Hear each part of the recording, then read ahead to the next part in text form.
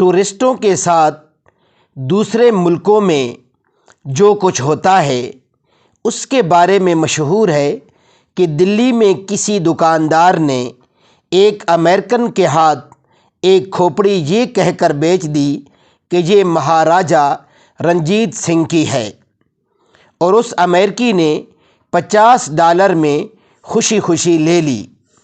چند دنوں بعد وہ امریکن پھر اس دکان پر گیا تو دکاندار نے پھر ایک اور نسبتاً چھوٹی کھوپڑی اسے تھما دی اور اسے بھی مہاراجا رنجیت سنگھ سے منسوب کیا۔ امریکن بہت جھنجھلایا کہ رنجیت سنگھ کی کھوپڑی تو میں ابھی پرسوں لے کر گیا ہوں۔ دکاندار نے مسکرا کر بڑی پھرتی سے اور بڑی حاضر دماغی سے جواب دیا کہ جناب، یہ ان کے بچپن کی کھوپڑی ہے۔